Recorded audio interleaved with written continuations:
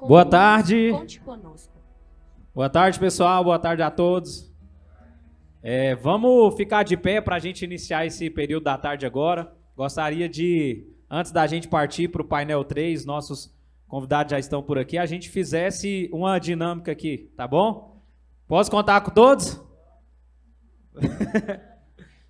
Depois do almoço o pessoal fica meio... É a famosa depressão pós-prato, né, gente?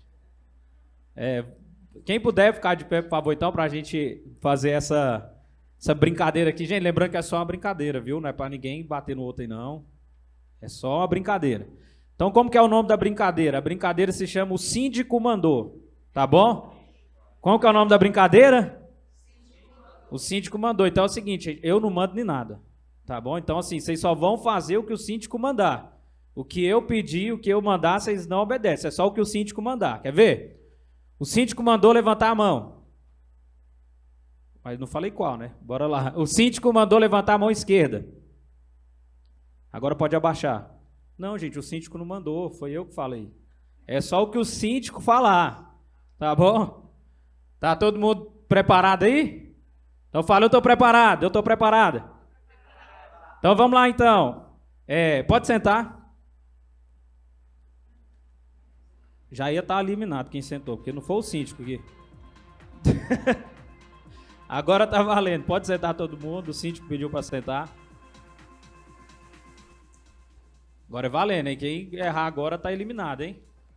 Então vamos lá. O síndico mandou levantar a mão direita. O síndico mandou levantar a mão esquerda. E quem abaixou a direita aí? Ó, só tá valendo quem tá com as duas agora, hein? O síndico mandou abaixar a mão esquerda. Agora pode abaixar a direita. Ó. O síndico mandou abaixar a mão direita. Agora levanta. Vocês estão... O síndico mandou levantar.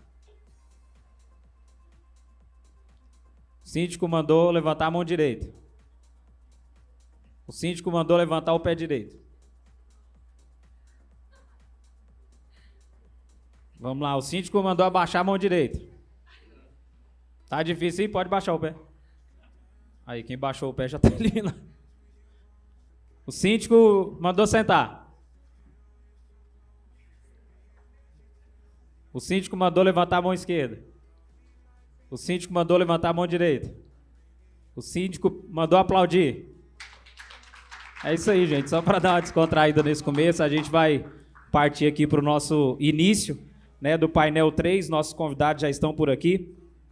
Nós vamos estar falando sobre assédio moral a funcionários e prestadores de serviços e como identificar e quais medidas adotar, né? Então a gente vai convidar aqui como expositores. Primeiro a gente gostaria de convidar o juiz federal do trabalho, professor e palestrante, juiz encarregado pela LGPD no TRT de Goiás, Dr. Kleber Salles.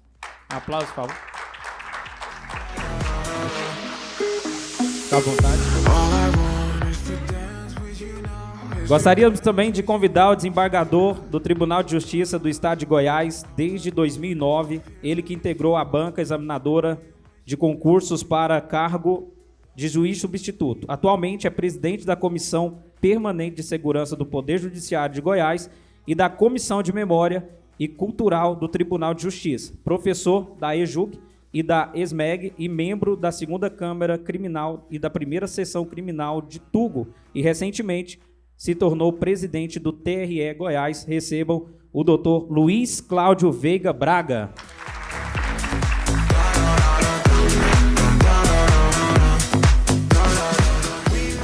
E para compor aqui, vamos convidar a nossa mediadora, ela que é advogada inscrita na OAB Goiás, sócia do escritório Seifert Advocacia e Consultoria Jurídica, graduada em Ciências Exatas pela Universidade Regional do Nordeste do Estado do Rio Grande do Sul, Noroeste do Estado do Rio Grande do Sul, UNO-JUI e Direito Penal, Pontífica Universidade Católica de Goiás desde 2005, pós-graduada em Processo Civil e Direito do Trabalho, ex-membro da Comissão de Direito Imobiliário da OAB Goiás. Recebam ela, doutora Leoni Lone Seifert.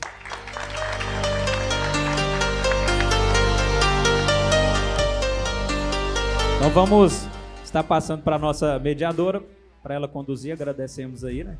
E pode conduzir, estamos iniciando então o nosso painel 3. Boa tarde a todos. Eu tenho a honra, o privilégio de já ter conversado com os nossos convidados, uma simpatia os dois, Dr. Kleber, Dr. Luiz Cláudio. Mandei bastante mensagens para eles, incomodando no horário de trabalho, quase que um assédio. Mas, assim, a gente conversou um pouquinho antes, nós vamos dar a abertura desse tema. O doutor Kleber Salles vai iniciar, vai fazer uma explanação sobre o que é o assédio na relação do trabalho. E, posteriormente, o doutor Luiz Cláudio vai complementar e a gente deixa em aberto para todos fazerem suas perguntas, que essa é a nossa intenção do Summit, de ter um dia descontraído, uma palestra enriquecedora para todos.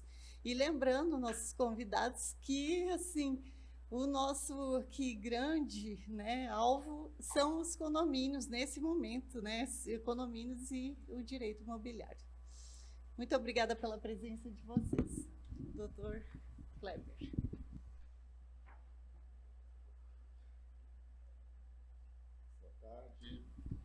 Boa tarde, senhoras e senhores. Uma honra participar de um evento que inaugura, na verdade, os trabalhos, efetivamente, de uma nova associação, né, Dr. Caio, uma pessoa de quem agradeço pelo convite, aceito prontamente, tendo em vista a importância dessa aglomeração para tratar de assuntos de tamanha relevância para uma área que afeta a todos nós, né, de algum modo, nas capitais, muito especialmente, nós nos envolvemos sempre com condomínio, né? Eu acredito que aqui na bancada todos nós somos condôminos e, portanto, o aperfeiçoamento das atividades nessa área é fundamental.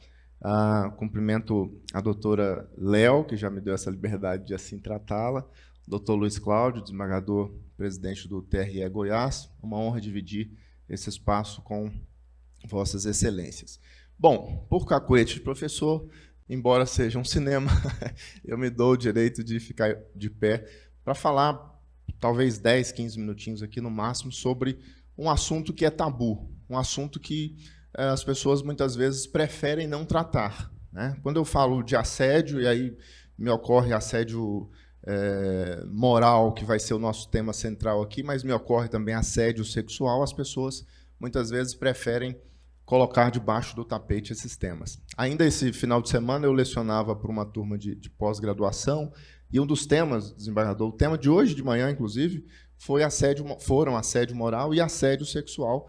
E tive um depoimento muito engrandecedor por parte de uma aluna, no sentido de que eu teria, segundo ela, e isso me deixou muito lisonjeado, conseguido tratar com leveza de um tema tão pesado. E aí eu aproveitei essa referência elogiosa para discutir um pouco com a turma do porquê ser pesado esse tema, né? Por questões de consequências decorrentes do assédio, a gente pode supor, bom, é pesado porque agride. E agride, às vezes, o corpo, quando eu estou falando de assédio sexual em algumas modalidades, mas agride muito especialmente a alma, né? O professor Clóvis de Barros, ele costuma dizer que as doenças da alma são de difícil percepção pelo ser humano, porque quando a gente tem uma dor de dente, uma dor de cabeça, um dedo mínimo que a gente acerta a quina da mesa, e ele teima em acertar a quina da mesa sempre, a gente tem uma reação rápida do corpo, do organismo, para buscar um tratamento, seja um remédio, seja um médico, seja uma terapia física, para que aquilo seja solucionado. Mas a dor da alma, não. O nosso tempo de reação é sempre mais demorado. Quando se está em depressão, quando se está em estafa mental, quando se esgotou em razão das condições de trabalho, eu demoro a reagir. E muitas vezes eu preciso de ajuda. E por isso mesmo, o Brasil tem uma série de projetos já em execução, de programas que visam exatamente proteger a saúde mental das pessoas, inclusive dentro das relações de trabalho. Ainda esse ano, em meados de 2024, foi editada uma lei criando, por exemplo, o selo de empresa promotora da saúde mental no trabalho. Lei essa que está por ser regulamentada, que institui, portanto, uma espécie de diploma para a empresa que cuida da saúde mental dos seus trabalhadores. E o tempo de reação é tão diminuto que esses programas visam exatamente prestar ajuda às pessoas. A gente está no Setembro Amarelo, que é um mês de alerta, por exemplo, em relação à figura do suicídio, ou seja, prevenir. O que acontece, doutor Caio, inclusive, em índices muito maiores para os homens comparado com o adoecimento e, consequência, suicídio para as mulheres. Quero dizer com isso que o tema, embora pesado, necessariamente precisa ser tratado em todos os ambientes e com os condomínios não é diferente. Porque em um condomínio eu tenho, para além do meio ambiente familiar, para além do meio ambiente organizacional da vida em sociedade, eu tenho o meio ambiente do trabalho. E quando eu falo em saúde mental, eu estou falando de um dos pontos fundamentais de preservação da rigidez do meio ambiente do trabalho. Eu costumo fazer uma afirmação provocativa nas minhas aulas, especialmente quando falo a empregadores, que é o caso aqui, né? Então, os condomínios como empregadores, como tomadores de serviços, eu digo que o empregador tem o dever de fazer o empregado feliz. E muita gente se remexe nas cadeiras, porque seria algo impossível. Muitas vezes, o maior desafio da existência é se tornar feliz. Quanto mais fazer outra pessoa feliz, e quanto mais uma pessoa em relação a quem eu já estou pagando uma retribuição salarial. Mas essa provocação é no sentido de chamar a atenção para a necessidade de proporcionar um meio ambiente do trabalho saudável, de proporcionar condições de trabalho que não denigram a imagem, a honra, o nome, a dignidade, a compleição física, a integridade física, portanto, não viole nem material e nem moralmente a vida da pessoa. Alguém aqui sai de casa para se acidentar? Alguém se levanta e fala, só vou colocar a minha boa roupa para ir para o local de trabalho e sofrer um acidente? Para ser assediado? Para sofrer tratamento rigoroso? Para se submeter a metas impraticáveis? Não. As pessoas saem para se dirigirem a um ambiente e serem tratadas com dignidade. E esse ambiente, do que a gente vai tratar agora, é o ambiente dos condomínios. O que pode acontecer em um condomínio envolvendo prática de assédio? Tudo que pode acontecer em qualquer ambiente de trabalho, só que com uma característica agravante. Eu tenho, geralmente, uma circulação de pessoas maior do que num ambiente de trabalho comum. Já prestaram atenção nisso? Eu, chegando da academia ontem, subi, telefonei para a portaria e falei para a moça, por favor, a professora particular da minha filha vai chegar e ela já está autorizada a subir. Dali a, sei lá, 10 minutos, a moça me liga da portaria, fala, fulana está aqui. Eu falei, mas olha só, eu acabei de ligar autorizando. Falei assim, com um tom de brincadeira, inclusive. Aí ela falou, nossa, é mesmo, desculpa, mas é que aqui está cheio de entregas. Então, a minha empatia com ela foi, não tem problema, pode subir. Mas, em outras circunstâncias, ou dependendo da falta de sensibilidade para a situação, a reação seria, poxa, sua incompetente, acabei de avisar, por que está atrapalhando em me ligar, ao me ligar novamente? Ou simplesmente não perceber que a informação que ela acabou de me dar talvez seja um ponto de atenção para o meu condomínio. Será que é compatível com a atividade de porteiro, porteira, enfim, a pessoa que está ali responsável pela portaria, receber tantas encomendas, fazer o tratamento dessas encomendas, a catalogação, e quando o condomínio vai passando, ainda ter a iniciativa de falar, doutor Kleber, chegou uma encomenda aqui para o senhor. E aí você vai pegar a encomenda e pede a sua identidade, o número do seu documento, e fala assim, sorria para a foto. Ela me perguntou se eu estou consentindo fazer a minha foto. Ela está fazendo aquilo no automático ou foi porque o síndico mandou? Cadê o moço do síndico aqui? Ou porque o síndico mandou? Olha quantas relações jurídicas estão dentro dessa passagem rápida que eu acabei de contar às senhoras e senhores. Então, o primeiro aspecto a ser observado, aliás, a primeira providência a ser observada é o mapeamento das atividades. Eu tenho entregadores, eu tenho prestadores de serviços, eu tenho a catalogação de encomendas, eu tenho o acesso e a saída. Em cada condomínio, uma sistemática diferente. O desembargador, acabei, não é nem em confidência, mas o desembargador dizia ali, eu tenho saudade do tempo do porteiro, né? Inclusive para bater papo com o porteiro. Eu lembro, na minha adolescência, a melhor fonte de informação era o porteiro. Né? E o zelador, o saudoso Camarão, que era uma figuraça. Então, se eu quisesse saber de algo, eu teria que conversar com o porteiro e com o zelador. Então, são figuras que o mundo do trabalho vai transformando. E hoje a gente tem o porteiro eletrônico, a gente tem a digitalização dentro dos condomínios. Kleber, e onde entra o assédio? Ele está presente sempre que a dignidade da pessoa for posta em risco. Quem são os autores do assédio? Todos podem ser. E aí um segundo ponto de atenção. Quando eu contrato uma administradora, quando eu contrato um síndico terceirizado, quando eu elejo um síndico entre os moradores do meu condomínio, pouco importa. A minha responsabilidade enquanto condomínio é exatamente a mesma. Quando eu contrato empregados, e esses empregados nas relações que devem ser, como um porteiro, a porteira do meu prédio, como eu mencionei, as relações que devem ser travadas com quem chega ao condomínio, qualquer ato que extrapole o exercício daquelas atribuições que ela tenha e ofenda a pessoa que está indo até o condomínio, são responsabilidade do condomínio. Mas e o assédio moral se configura como?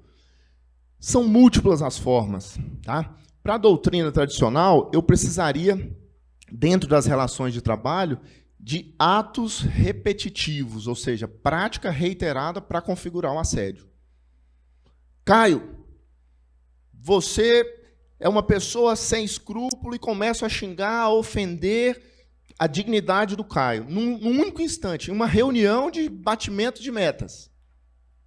Eu não teria, para a doutrina tradicional, um assédio moral. Eu tenho uma ofensa moral, eu tenho uma ofensa à personalidade, à dignidade dele, que gera um direito, em tese, a uma indenização por danos morais, que ele vai buscar, dependendo da relação que nós tenhamos, na Justiça do Trabalho. Se eu estou falando de relação de trabalho, relação de emprego, Justiça do Trabalho. Se for dentro de uma discussão empresarial, vai para o desembargador. Não é comigo. É para a Justiça Comum. Então, de um mesmo ato, a gente tem consequências jurídicas, inclusive de competências diferentes do ponto de vista da Justiça. Mas, ficando nas relações de trabalho, eu terei uma ofensa moral passível de reparação. Para que se configure, segundo essa doutrina tradicional, a figura do assédio moral, eu precisaria ir além e começar a perseguir o Caio, alfinetar o Caio, colocá-lo em situações de diminuição perante o público, para que ele vá se diminuindo a ponto de falar assim, eu peço para sair. Ou para eu criar uma estratégia pronta, estabelecer um mecanismo estratégico para poder dispensá-lo por justa causa. Então, sempre que eu falar de assédio moral nas relações de trabalho, não obstante a Convenção 190 da Organização Internacional do Trabalho defina assédio moral nas relações trabalhistas, podendo coincidir com um ato único. Tá? A Organização Internacional assim o prevê. Mas, para a nossa jurisprudência, para a doutrina nacional, ainda exige-se a reiteração. Então, uma palavra que eu lanço para fins de, em situações concretas, as senhoras e senhores refletirem se estão diante de possível assédio moral ou não, é perseguição. No assédio moral, via de regra, eu tenho perseguição. São 3 fases. Eu tenho a fase da sedução, que eu pego a vítima e vou envolvendo no sentido de ela ter confiança em mim, e depois eu viro essa página e começo a abusar da confiança que ela depositou em mim e gerar os atos de humilhação. E aí daí partem os apelidos, daí partem as palavras ríspidas, o rigor excessivo, a exposição em excesso. Kleber, só presencialmente? Não, o mundo é virtual. Então, hoje, as provas mais claras de assédio moral trabalhista eu recebo através das conversas de WhatsApp. Isso serve como prova? Serve. Tudo serve como prova, a não ser que seja obtida por meio ilícito. Não é o caso. Quando muito, a gente tem aí uma gravação clandestina, uma gravação sem que o interlocutor saiba que está sendo gravado, uma prova ilegítima, mas que acaba sendo, na defesa do interesse daquela cidadã, daquele cidadão, aceita em processo. Então, há um mecanismo de diminuição da pessoa trabalhadora a partir de atividades reiteradas que a lancem a ponto, em tamanho de indignidade, a ponto de elas próprias pensarem assim, mas ele tem razão, eu não estou conseguindo cumprir a meta, eu não estou conseguindo tratar tantas caixas de encomendas na portaria e estou começando a ligar para condôminos que já me avisaram o que era para fazer. Realmente eu preciso de uma reciclagem, eu preciso ser mais atenta, eu preciso tomar Ritalina, né? Se autodiagnostica com algum problema a partir do tratamento desairoso, desonroso, indigno que vem recebendo por parte dos superiores hierárquicos. Mas o assédio moral trabalhista, ele também pode acontecer de baixo para cima? Estou falando mais quando eu digo em perseguição, pressupõe-se o quê? De cima para baixo, né? O assédio moral descendente. Mas ele pode acontecer também entre colegas, horizontalmente, e ele pode acontecer de baixo para cima. Foi eleito o novo síndico. Eu não gosto desse cara. Fulana, você viu? Esse síndico aí já passou em outro condomínio, ele era tirano. Vamos tirar esse síndico? Vamos fazer corpo mole? E começa coletivamente a haver uma perseguição ao síndico, uma perseguição ao gestor, uma perseguição a quem quer que, ainda que esteja numa condição de superior hierárquico, não agrada a base. É mais comum ou menos comum que o descendente? É menos comum, por óbvio. Tá? E há também a figura do assédio horizontal. Colegas alfinetando colegas. E às vezes acontece de vários se unirem para atacar uma única vítima. Então eu tenho também o assédio moral coletivo, do ponto de vista da autoria, vários se unem para atacar um, e tem o assédio moral coletivo do ponto de vista da vítima, é um atacando o grupo. E aí a esse eu chamo de assédio moral organizacional. Kleber, mas esse assédio moral nas relações de trabalho configura crime? Configura crime? Bom, eu tenho projetos de lei em trâmite no Congresso Nacional visando a tipificação criminal do assédio moral, mas ainda não é crime tipicamente, expressamente constante do Código Penal. Mas foi criado ainda esse ano, né, desembargador, a figura penal do bullying e do cyberbullying. O que é bullying e cyberbullying? Ah, Kleber, eu era o rei do bullying quando estava na escola. A quinta série não sai de mim até hoje. Né? Tem gente que é assim, né? Não sei quem mais é. Então, aquele bullying de ambiente escolar, e essa lei vem no âmbito, desembargador, né, do Estatuto da Criança e do Adolescente. Mas a análise que eu fiz, até fiz um vídeo sobre isso no meu Instagram, quem me der a honra de assistir está lá, fazendo exatamente essa pergunta. Assédio moral é crime nas relações de trabalho? E aí eu concluo respondendo que, se as condutas tipificadas para configurar bullying e cyberbullying, trazidas para dentro das relações de trabalho, coincidirem, eu terei bullying trabalhista e, portanto, eu terei um crime acontecido dentro das relações de trabalho. Então, acabou a minha chance de apelidar o meu colega de trabalho no condomínio? Eu, como síndico, estava doido para poder fazer brincadeira, chacota com essa turma que trabalha aqui, inclusive com os terceirizados. Afinal de contas, em relação aos terceirizados, eu preciso ter menos cuidado. Seria isso? Não. Os apelidos são a ponta ou o pontapé inicial das práticas abusivas. Kleber, mas e se a pessoa... Já caminhando para o encerramento. E se a pessoa não se incomoda com o apelido? Pouco importa. o cara é casca grossa, ele é apelidado, e aí que ele acha bom, e aí faz outra chacota, etc. Não importa. Ao condomínio, impõe-se o dever de diagnosticar qualquer conduta que possa incorrer em assédio, inclusive a utilização de apelidos no local de trabalho. Porque hoje a vítima aceita, mas amanhã ela apela. E se você, empregador, você, condomínio, sabe da situação e nada faz, você acaba respondendo por isso, mais cedo ou mais tarde, em uma ação trabalhista. Então, a mensagem inicial é diagnóstico das situações que possam corresponder a assédio. Kleber, dá a lista aí, é infindável, de práticas. Qual é o critério para esse diagnóstico? Bom senso. E qual é a palavra que tem que estar martelando? Aqui nesse condomínio, há perseguição ou não? Há perseguição ou não? Há perseguição ou não?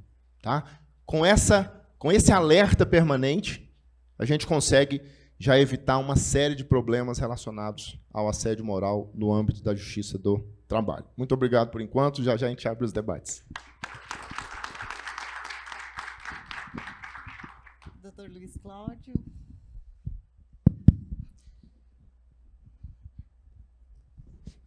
A todas e a todos o meu cordial boa tarde.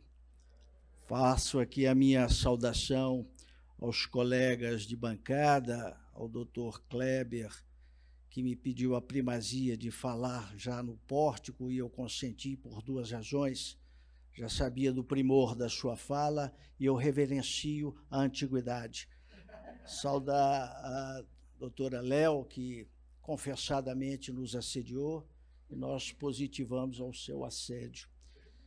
E agradecer de forma comovida aos que organizaram esse evento, o doutor Caio, velho amigo, e Sócrates dizia, para viver muito, conserva um vinho velho e um velho amigo. Doutor Caio, a certeza de que viverei muitos anos, né? Então, com essas poucas e minguadas e despretensiosas palavras, eu quero me dirigir às senhoras e aos senhores, dizendo o seguinte: eu preciso dizer que te amo. Te ganhar ou perder sem engano. É Cazuza. O que é que Cazuza tem a ver com este evento? Absolutamente nada. Mas eu precisava citar Cazuza e achei que a oportunidade era propícia. Mas, em verdade, tem sim, porque quando o Cazuza diz que eu preciso te ganhar ou perder sem enganos, eu quero que a relação que irei travar com os senhores e as senhoras nesses poucos minutos seja sem enganos, que o meu conteúdo seja verdadeiro, sincero, e para dizer-lhes que eu não vim despertar paixões. Eu não vim aqui para desfraudar discursos panfletários, para reverenciar ideologias, nada disso. Eu vim trazer uma realidade, e a realidade já foi anunciada na fala do Dr. Kleber. Nós sabemos do que acontece nos escaninhos, mas hoje sabemos o que acontece porque damos testemunhos todos os dias de condutas assediadoras. A imprensa não se cansa, e nós, como leitores, ávidos leitores, damos vida a essas informações, porque queremos saber delas.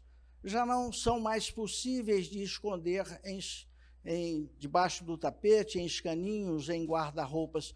O doutor Kleber fez uma abordagem interessante, porque que era, e ainda o é, uma abordagem que é doída, que é pouco feita de forma frontal.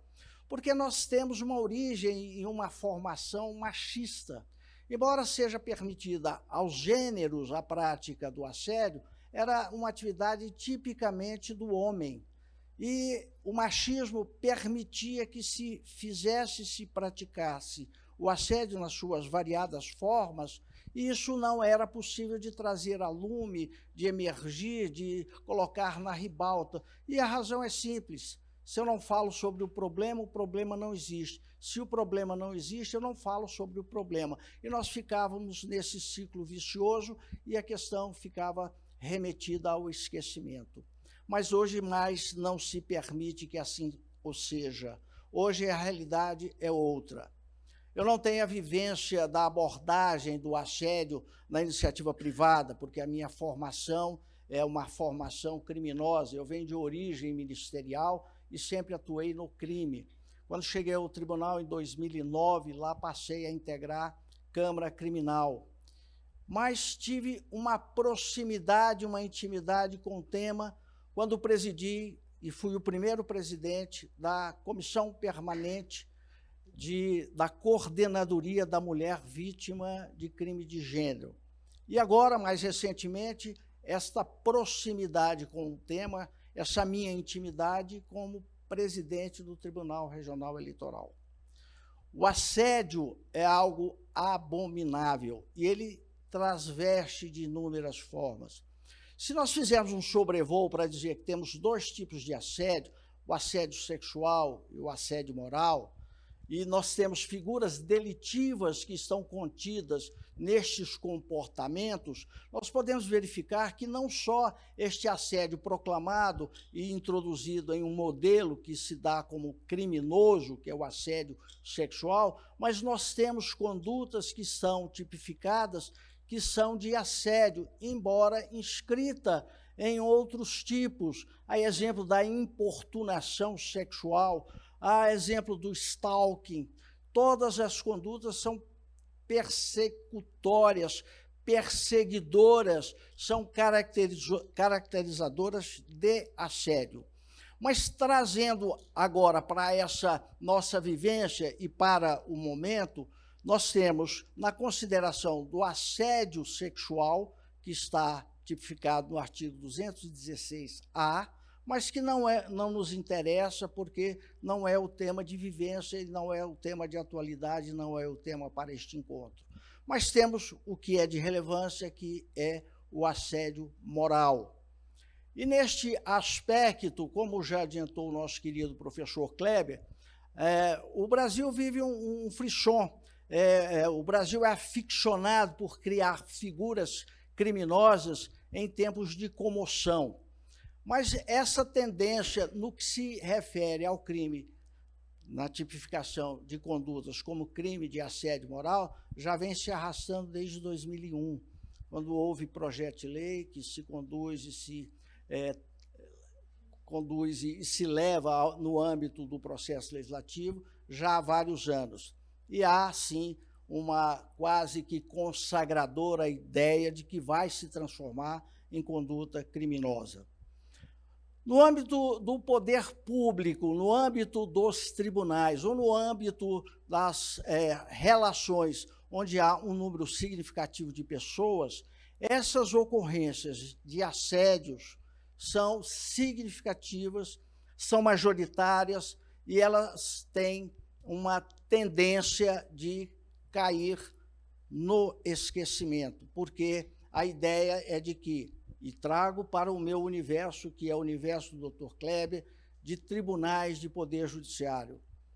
Somos castelos de marfins, somos inexpugnáveis. A ideia é essa.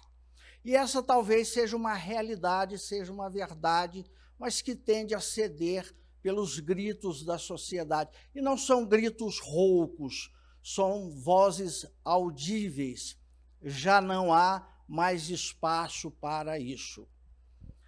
Temos convivido no âmbito dessa minha realidade com essa abordagem de que o desembargador, o juiz, aqueles que ocupam cargos de destaque na administração do judiciário, podem praticar este comportamento ignóbil, esse comportamento vexaminoso, esse comportamento que não tem mais comportabilidade nos dias atuais. Isso é tão significativo, e sem querer trazer exemplos de momento ou citar pessoas, personagens, que nós estamos vivenciando aí, figuras proeminentes da República envolvidas em condutas que às vezes a imprensa traz como assédio moral, assédio sexual, que em verdade não se traduz nessa concepção, mas é comportamento de assédio e terá, sim, o enquadramento em figura delitiva. E, neste aspecto, no âmbito da justiça eleitoral, o que fizemos valer, e a minha experiência de repassar isso para os senhores e as senhoras, é de que, embora seja comportamentos do universo do judiciário, estes comportamentos podem ser tratados como exemplo para quem vive nessa realidade condominial. Nós editamos atos que definem, que trazem, que identificam quais são essas figuras que importam na relevância e na consagração de condutas de assédio moral. E fazemos as nossas verificações. E lá estão descritos alguns desses comportamentos, como diz o professor, que são infindáveis. Não há como você construir um decálogo para dizer, olha, aqui eu esgoto a temática. Não esgota.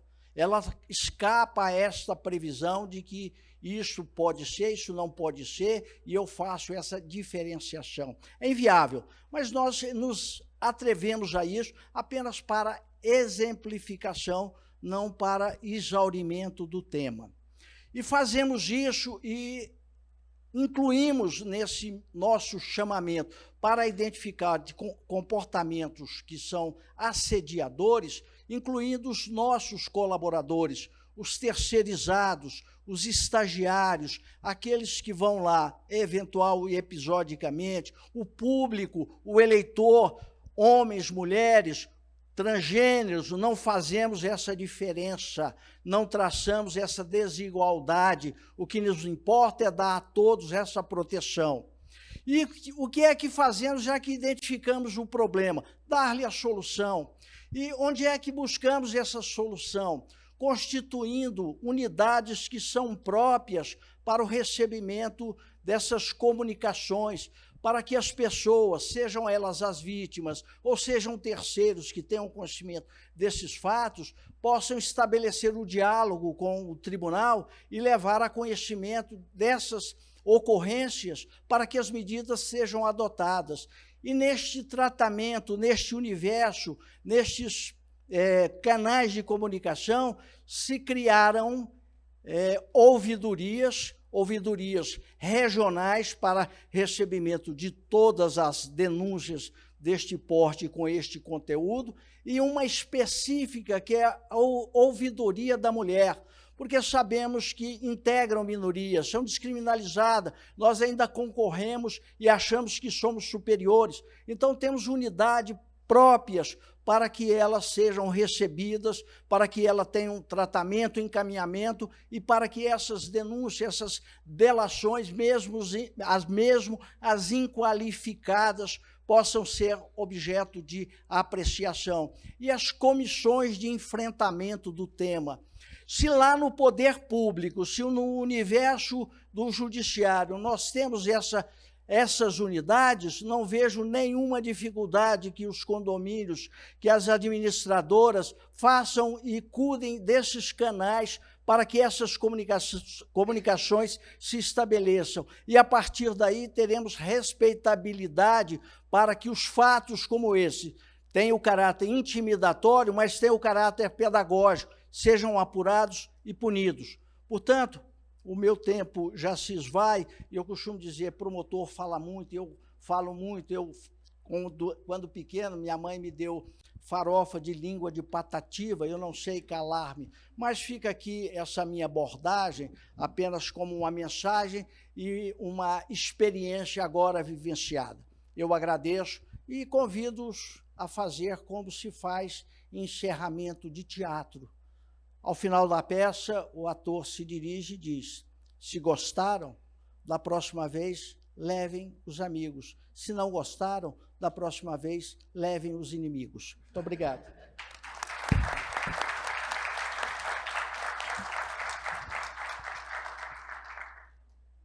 É uma pena que a gente tem tão pouco tempo, né, Caio, para falar com essas feras, vamos dizer assim, né?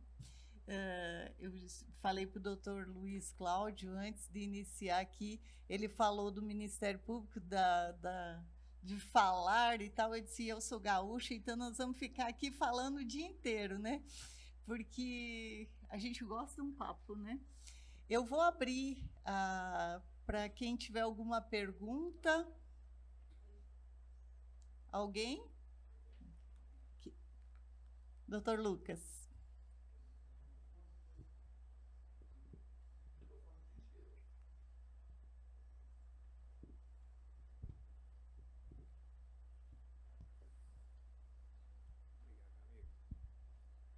Muito obrigada. Bom, Perfeito. primeiramente agradecer pela brilhante exposição que os doutores fizeram, excelente, excepcional, com a mediação da doutora Leoni. Acho que todos estão assim com um sentimento de gratidão pelas palavras, né, que foram trazidas aqui, pelas explicações e realmente pela exposição extremamente didática e profícua, né, em relação a toda a abordagem deste tema que é extremamente sensível. E eu estive, né, durante um período, tive a oportunidade de estagiar com o desembargador Elvésio Moura dos Santos, né, que é lá do Tribunal Regional do Trabalho. Tive uma experiência muito próxima, né, junto à Justiça do Trabalho enquanto estagiário. E uma pergunta que eu sempre me faço, e hoje já não mais atuo, né, na Justiça do Trabalho, mais focada no âmbito condominial, mas que eu sempre me faço é em relação até o que foi tema do meu TCC, né, na cadeira acadêmica, né?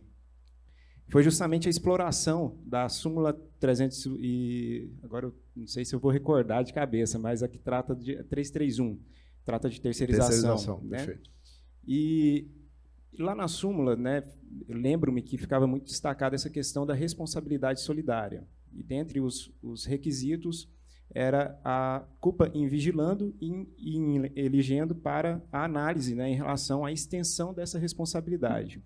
Para os condomínios, e é algo que eu sempre sou questionado e eu tenho, confesso, dificuldades em relação a trazer uma resposta positiva, porque, para mim, sob a minha percepção, a súmula ela traz, no âmbito condominial, uma forma econômica, digamos assim, de viabilizar o reparo, a reparação dos danos sofridos ali pelos empregados, né, pelos terceirizados, porque, às vezes, aquela empresa terceirizada ela já não tem mais capacidade econômica e poderia, né, ter essa salvaguarda junto aos condomínios.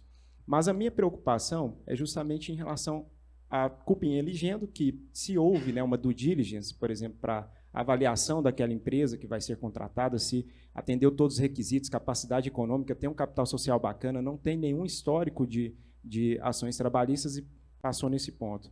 Mas aí, em vigilando em relação à assédio moral, eu vejo com uma certa dificuldade a apuração, por exemplo, o que foi dito, né, que, por exemplo, tenha sido estabelecida alguma meta em uma reunião a portas fechadas, que o condomínio não teve acesso, mas aquilo se configurou um assédio moral a partir do momento que vinham sendo cobradas metas e o condomínio não tinha ciência. Mas aí vem e há uma propositura de uma ação... Mas quem teria estabelecido as metas? Não entendi. A prestadora de serviço, a terceirizada, sem o conhecimento do condomínio. Certo. E aí, nesse caso específico, a responsabilidade pela culpa em vigilando, que não teria essa possibilidade de conhecimento, e considerando que teria esgotado toda a produção de prova, nesse caso, teria alguma possibilidade de minimizar ou mitigar essa responsabilidade civil do condomínio? Bom, aí eu preciso fazer Primeiro, fico muito feliz de encontrar quem foi estagiário na Justiça do Trabalho já com essa desenvoltura e no pleno exercício profissional. Não raro isso acontece, é sempre motivo de muita honra para quem segue lá na Justiça do Trabalho, como é o meu caso. Primeiro aspecto, o tratamento a terceirizados, eu cheguei a mencionar isso aqui na minha fala, mas muito rapidamente, talvez tenha ficado até uma ponta solta aí. O tratamento a terceirizados deve ser exatamente o mesmo dispensado aos seus empregados. Então, e aí, independente de ser condomínio, de ser administração pública, aos empregados, tratamento digno.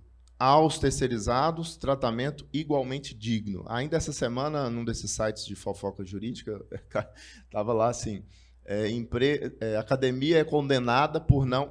Peço licença para ficar de pé de novo, eu não consigo falar sentado.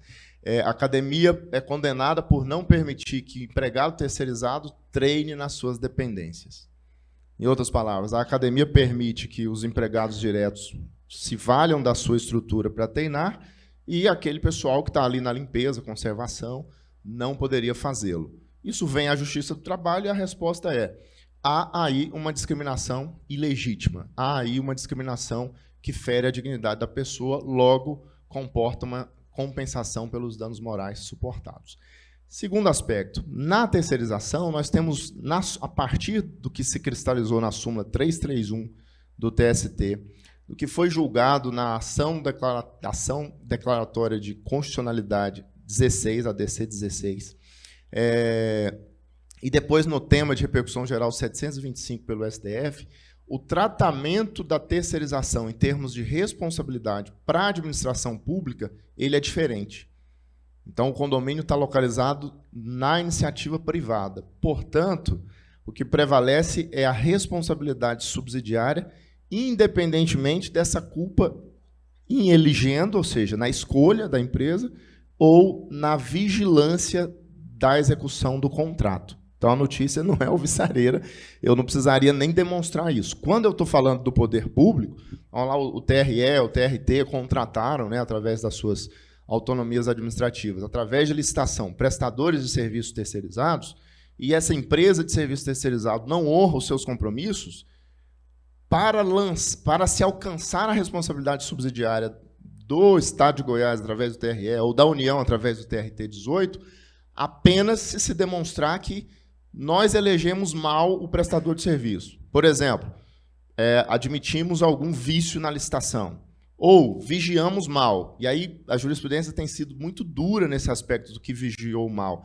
E aí, inclusive, numa perspectiva de que a prova deve ser clara de que o poder público, ou, no caso, na sua perspectiva, o condomínio, mas eu estou dando a notícia de que isso não valeria para o condomínio, negligenciou na fiscalização, deixou de cobrar os comprovantes de depósito do FGTS, deixou de cobrar o controle de jornada, e assim por diante. Então, esse é o segundo aspecto. Eu não vejo como aplicável essa exigência de culpa em vigilando e em elegendo para a iniciativa privada, aí incluídos os condomínios. E o terceiro aspecto é, quando eu falo de lesão à dignidade passível de configurar, aliás, através de atos ilícitos, que é o caso do assédio, configurando-se crime ou não, mas mesmo no assédio sexual, que o desembargador muito bem colocou aqui do 216A, quando não configura o tipo penal, eu tenho uma falta residual que pode levar à justa causa do colaborador, pode levar à justa causa do gerente, do administrador, pode levar, portanto, à rescisão justificada do contrato, mesmo não configurando crime. Então, é o que a gente chama de faltas residuais no aspecto penal que configuram falta grave o suficiente para rescindir um contrato de trabalho de forma, repito, justificada. Então, quando o ato é ilícito, aí vai incidir a disciplina do Código Civil, no sentido de que todos aqueles que concorreram para a prática ilícita respondem solidariamente. Então, nesse caso das metas estabelecidas, por exemplo, sem o conhecimento do condomínio, não tem como se furtar dessa responsabilidade. Por quê? Primeiro, a vigilância não é um requisito para a responsabilização. E segundo, se configurar ato ilícito, que é o caso do assédio moral, ainda que não configure crime, mas é um ato antijurídico na esfera trabalhista, eu terei a responsabilidade objetiva. Vou dar um outro exemplo para sedimentar. Acidente do trabalho. Quando o acidente do trabalho acontece dentro do condomínio por culpa da prestadora, certo? Compreende-se que o condomínio é responsável solidário pelo acidente. Ah, Kleber, mas o que o condomínio poderia fazer? Tudo. Porque o condomínio, assim como a qualquer empresa tomadora de serviços na terceirização, cumpre promover todas as condições de trabalho seguro quando o serviço é realizado dentro das suas dependências. Então, a notícia pode não ser a melhor, mas o cuidado tem que ser mesmo redobrado, tá bom? Pessoal, nós temos alguns minutinhos ainda. Mais alguma pergunta? Pode fazer. Tem depois uma pergunta para o desembargador. Ok. Se não for sobre o meu saldo bancário. Enquanto chega lá, eu vou fazer a pergunta, desembargador. Sobre a nossa idade, né? Como se houver a figura do assédio eleitoral no âmbito das relações de trabalho? Olha, hoje é um tema muito próximo e que nós temos o cuidado, meu diretor está ali, que não vai deixar eu mentir sozinho, ele vai dar o testemunho dele. Nós temos uma preocupação enorme, porque é de uma insistência, uma vulgarização nessa disputa eleitoral, deste assédio eleitoral, principalmente com relação à mulher, a eleitora ou a candidata, que não se tem noção do que efetivamente ocorre nos escaninhos. A abordagem é delituosa mesmo, e isso nós estamos nos preparando para este enfrentamento, e vamos fazê-lo. Precisamos contar com a colaboração, porque se não houver esse diálogo e essa comunicação, às vezes ficamos sem tomar conhecimento dessas condutas. Mas o professor fez uma abordagem na resposta ao doutor Lucas ali, que me pareceu precisa e com exatidão de grandeza algébrica. O tratamento que se deve dar, e nós damos a isso, seja candidato, seja eleitor, seja frequentador do TRE, aos terceirizados. Eles merecem a mesma proteção do servidor. E o nosso ato que regulamenta a questão de identificação do assédio e a apuração e enfrentamento faz essa observância. O ato trata com especificidade estes comportamentos e manda que se apure, independentemente de ainda em vigor o contrato com a terceirizada. Porque a proteção tem que ser a mais completa possível. Então, sintetizando a resposta, nós temos um índice